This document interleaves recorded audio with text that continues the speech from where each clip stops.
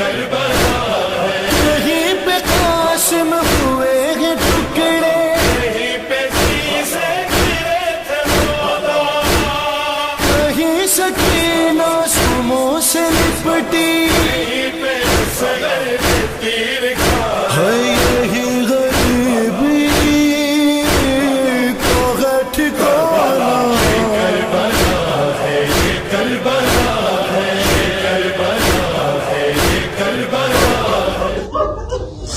اور 2 محرم کو ایک ایسی زمین پہ پہنچا کہ روایت کہتی ہے کہ وقف جواد الحسین ولم یتحرک،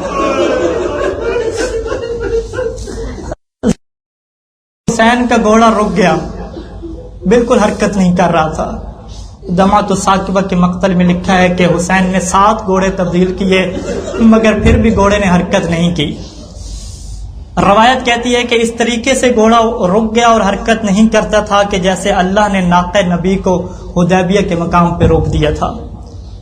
اور پھر جب گھوڑا رک گیا تو اب حسین نے لوگوں سے پوچھنا شروع کیا کہ اے لوگوں بتاؤ یہ زمین کون سی ہے۔ اب لوگوں نے سوالوں کے جواب دینا شروع کیے۔ مقتل ابی مخنف کہ کچھ لوگوں نے کہا کہ یقال ھذا ارض الغازریہ، اسے ارض غازریہ کہتے ہیں۔ تو مولا نے فرمایا فہل لہا اسم غیر ھذا، کیا کوئی اور نام بھی ہے؟ تو کہتے ہیں کہ قالوا تسمى نینوا۔ تو مولا نے فرمایا کہ اہل اسم غیر ھذا، کیا اس کے علاوہ بھی کوئی نام جانتے ہو؟ قالوا شاطئ الفرات، انہوں نے کہا ہاں اس کا نام ایک شاطئ الفرات بھی ہے۔ مولا نے فرمایا کہ حل لہا اسم غیر ھذا، پھر کہیں سے آواز آئی تو سما کربلا، کہ ہم نے بھی سن لیا کہ اس زمین کو کربلا کہتے ہیں، مولا نے بھی سنا اس کو کربلا کہتے ہیں۔ اب روایت کے کیا جملے ہیں؟ مقتل کی کتابوں میں لکھا ہے کہ جیسے حسین کے کانوں میں یہ آواز آئی کہ اسے کربلا کہتے ہیں، فبکا بکاء شدیدا، اب حسین روئے ہیں اور بڑے شدید طریقے سے روئے ہیں۔ اب رونے کے بعد حسین نے دعا مانگی، اس نے کہا تھا کربلا، اب حسین نے کیسے دعا مانگی، کربلا کا نام کس انداز میں لیا؟ کہتے ہیں اللہم انی اعوذ بک من الکرب والبلا، اے اللہ مجھے پناہ دینا کرب سے اور بلا سے۔ اس کے بعد روایت ہے کہ مولا نے اپنے مصائب پڑھنا شروع کیے۔ علامہ مسیل رحمن بہار میں یہ روایت لکھی ہے کہ مولا نے مصائب کو یوں پڑھنا شروع کیا، فرمایا کہ ھذا موضع کرب و بلا، کہ یہ جگہ ہماری چین کی جگہ نہیں ہے بلکہ یہ مصیبتوں کی جگہ ہے۔ ہا ہونا مناخ رکابنا، یہاں اب ہماری سواریاں رک جائیں گی۔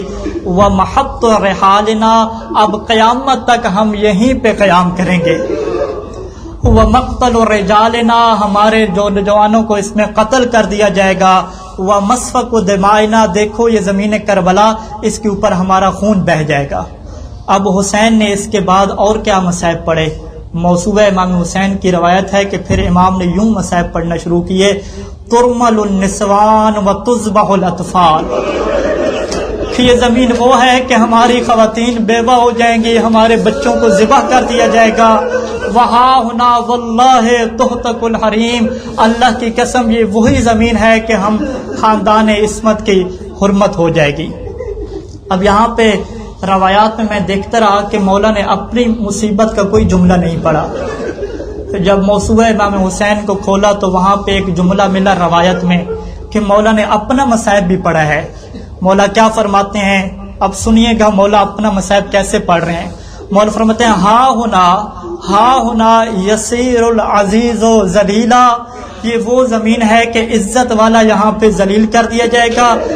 وہاں ہونا واللہ یقطع اوداجی، فقہ پڑھنے والے جانتے ہیں کہ جب قربانی کے احکام میں ہم بحث کرتے ہیں اور حیوان کو ذبح کرنے کا طریقہ بتاتے ہیں تو فقہا کہتے ہیں اوداج اربع کو ذبح کرنا ہے۔ اب حسین نے یہاں پہ یہ نہیں کہا کہ میری گردن کٹے گی، بلکہ حسین نے کہا یہ وہ زمین ہے کہ یقطع اوداجی تخذب لحجتی، کہ یہاں پہ اسی طریقے سے میری گردن کاٹے گی جیسے ایک جانور کی گردن کاٹ دی جاتی ہے اور حسین کی داڑھی کو خضاب کر دیا جائے گا۔ بس سنتے ہیں یہاں پہ اب روایت کے جملے ہیں، علامہ مجلسی نے لکھا ہے کہ 2 محرم کو مولا نے ایک مجلس کا بندوبست کیا ہے. ہم بھی مجلس پڑھ رہے ہیں نا، مولا نے بھی مجلس کا ایک بندوبست کیا. سنو گے مجلس میں کس کس کو شریک کیا مولا نے. روایت کہتی ہے کہ فجامع الحسین ولدہ و اخوتہ و اہل بیتہ، کہ اس مجلس میں حسین اپنی اولاد کو، اپنے بھائیوں کو اور اپنی اہل بیت کو جمع کیا. اب مجلس میں جب سب جمع ہو جاتے ہیں نا تو مجلس کا آغاز ذاکر کیسے کرتا ہے؟ پہلے فضائل پڑھتا ہے، پھر مصائب پڑھتا ہے. لیکن مولا حسین نے مجلس کا آغاز کیسے کیا؟ روایت کہتی ہے کہ ثم نظر الیہم فبکا ساعتا، اب حسین نے اپنے مجمع کو دیکھا اور 1 گھنٹہ تک حسین روتا رہا. 1 گھنٹہ رونے کے بعد حسین نے اپنی فضیلت کا 1 جملہ پڑھا ہے اور مصیبت کے 2 جملے پڑھے ہیں. بس یہ میں سن کے اپنی زحمت کو تمام کروں گا. مولا نے فضیلت کا 1 جملہ کیسے پڑھا؟